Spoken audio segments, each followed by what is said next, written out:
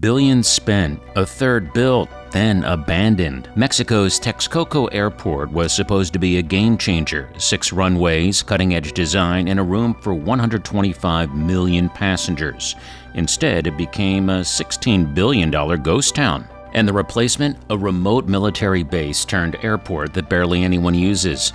How did Mexico turn its biggest airport project into an even bigger disaster? Let's break it down.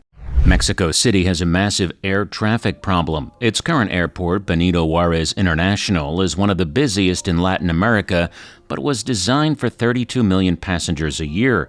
In 2019, it handled over 50 million, almost twice its capacity. Delays, overcrowding, and aging infrastructure made it clear Mexico needed a new airport. The solution? Build a brand new $13.3 billion mega airport in Texcoco, just 5 kilometers from Benito Juárez International Airport.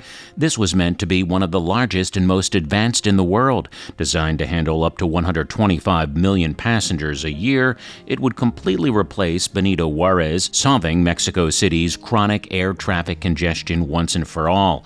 The layout was ambitious, a futuristic X-shaped terminal spanning over 743,000 square meters, making it one of the largest airport terminals ever built. The first phase included 3 runways, each over 4,500 meters long, capable of handling the world's largest aircraft, like the Airbus A380. The second phase would expand it to 6 runways, making it one of the busiest aviation hubs on the planet with a projected 1.12 million flights per year. Its roof, made from lightweight steel and glass, would allow natural light to flood the terminal, reducing energy consumption. The project was also advertised as the world's most sustainable airport, aiming for LEED Platinum certification, which meant using rainwater collection systems, solar panels, and energy-efficient infrastructure. The plan sounded perfect. There was just one problem. They built it in the worst possible location. Let me explain this. Texcoco is not solid ground. It's the drained bed of an ancient lake that once covered the entire Mexico City Valley. This means the soil is soft, unstable, and highly compressible. The ground sinks at an average rate of 20 to 40 centimeters per year, which makes construction extremely difficult and expensive. Imagine trying to build a multi-billion-dollar airport on a foundation that behaves like a giant shifting sponge. To prevent the airport from sinking, engineers had to reinforce every single structure. The runways, taxiways, and terminal foundations required millions of tons of reinforced steel and concrete pilings driven 40 meters deep into the ground, the equivalent of stacking a 13-story building underground just to keep the surface stable. These pilings weren't a one-time fix. Texcoco's soil is so unstable that constant maintenance and reinforcement would have been required for the entire lifespan of the airport. Then came the issue of flooding. Texcoco is one of Mexico City's biggest natural drainage zones. It's where excess rainwater flows during storms, preventing catastrophic urban flooding. By covering it with massive concrete structures, engineers cut off a critical drainage point. This meant the surrounding areas, including parts of Mexico City, were at a much higher risk of severe flooding. To mitigate this, the airport required a huge hydraulic system with artificial lakes, drainage canals, and underground water pumps. But even with these expensive fixes, the airport would have remained highly vulnerable to seasonal flooding, requiring constant pumping and maintenance. And then came the costs. Initially set at $13.3 billion, the price tag quickly ballooned past $18 billion due to construction challenges, soil reinforcement, and the need for additional flood prevention systems. But that wasn't the worst of it. By some estimates, the final cost could have reached $25 billion before the airport was even operational. Why did the costs spiral out of control? Corruption and mismanagement. About 70% of the contracts were awarded without public bidding, which violated Mexico's own anti-corruption laws. Some contracts were given to companies with no experience in airport construction, while others were awarded to firms closely tied to government officials. The project quickly became a financial black hole, with billions being spent while actual construction progress remained slow.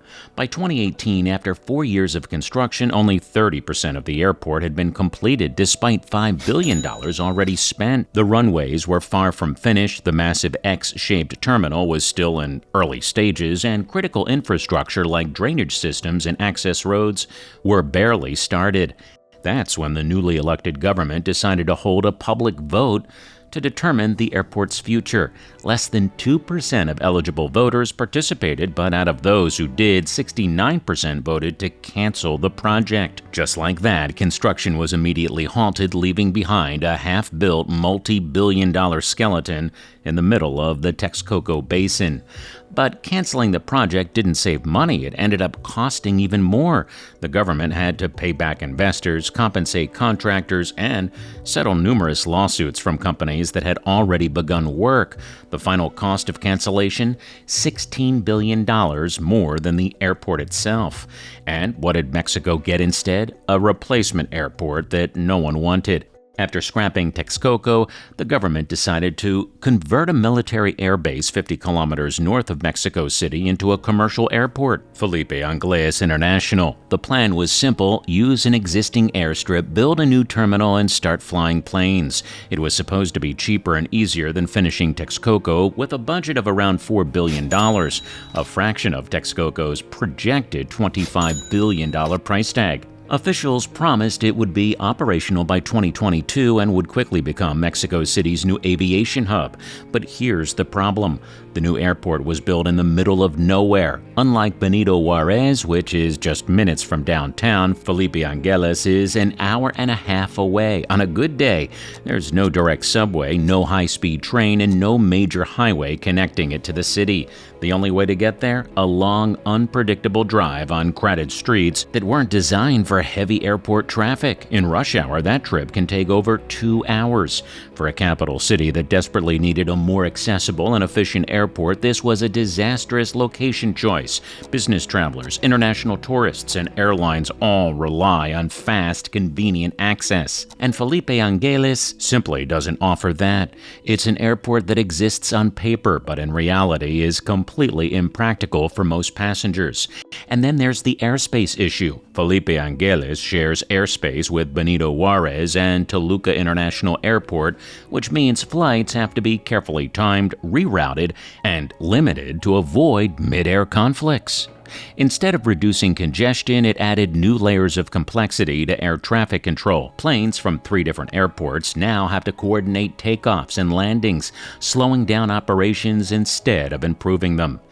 Can you imagine this fatal mistake? A brand new airport that makes air traffic control even more complicated instead of fixing the problem. But here's where things get even worse. Most airlines don't want to use it. The government expected major carriers to move operations to Felipe Ángeles. Instead, only a handful of low-cost airlines, primarily Viva Aerobus and Volaris, agreed to fly there. International airlines refused to move, saying the location was too inconvenient for passengers. There were no incentives, no connections, and no clear reason to switch. Even Mexican airlines weren't convinced. Aeromexico, the country's largest carrier, initially refused to move any flights there. The government pressured them into shifting a small percentage of flights, but even today, the vast majority of their operations remain at Benito Juárez. And the numbers speak for themselves. Felipe Ángeles opened in March 2022 with great fanfare, but almost no international flights. As of 2023, it handles less than 1% of Mexico City's total air traffic. An airport built to relieve congestion has barely made a dent in it. Meanwhile, Benito Juárez, the airport that was supposed to be replaced, is still overcrowded and falling apart.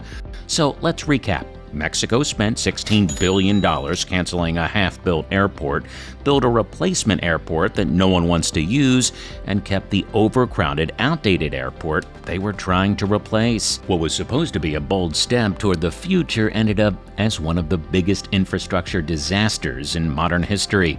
Instead of becoming a global aviation hub, Mexico is now stuck with 3 underperforming airports, billions of dollars in wasted funds, and no real solution in sight. And now, the abandoned Texcoco site is being turned into an ecological park. That's right, after spending billions on construction, they're tearing it all down and replacing it with green space. It's a decision that has divided the country, with some praising it as an environmental victory while others seeing it as a monument to wasted potential. And if you think this was a disaster, wait until you see what happened in Germany. A brand new airport that took almost a decade longer than planned cost 4 times its original budget and opened with outdated systems and missing safety features. Fire systems that didn't work, cables installed incorrectly, and over 120,000 defects turned the project into a global embarrassment. Want to know how a simple airport expansion became an $8 billion failure? Check out our deep dive into Berlin-Brandenburg Airport, the project that shattered Germany's engineering reputation. So, what do you think? Was canceling Texcoco the right move, or one of the biggest mistakes in aviation history? Let us know in the comments, and don't forget to subscribe.